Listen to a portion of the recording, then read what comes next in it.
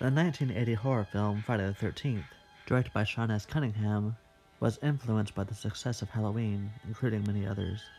This first installment would jumpstart a series of other sequels, making the franchise the most anticipated and successful of the horror genre. It's slashers like Friday the 13th that make the 80s a decade to die for. We all know the mythology of Camp Crystal Lake, of a cook who's hell-bent on killing off all the counselors, of her supposedly drowned son Jason. His death will become their own. The cast is really good for back then, even a young Kevin Bacon. With no surprise, even he gets cooked by the cook. And you've got Betsy Palmer as the iconic Mrs. Voorhees. The whole movie you're wondering who the killer is, because every time there's a murder, the majority of the killer is out of focus.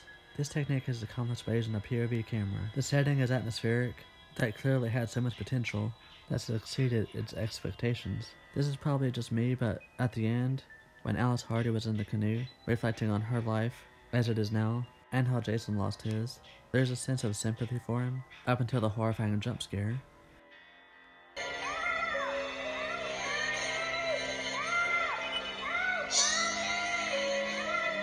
I am Jason. So there's plenty of deaths and lots of gore.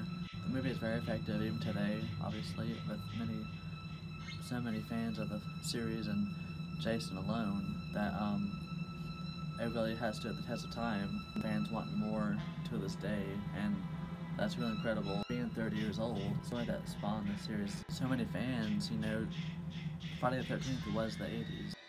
The main antagonist in Friday the 13th is just as intimidating as Jason. Even as a woman, Mrs. Voorhees can hold her own.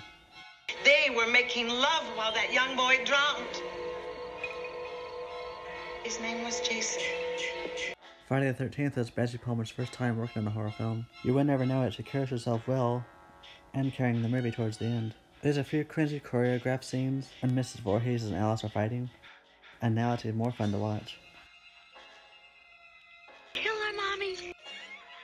The movie and some of the acting, and particularly the deaths, are definitely dated, but it just helps make the film more nostalgic. Friday the 13th shows just how far a horror slasher can go beyond the 80s and remain in our nightmares.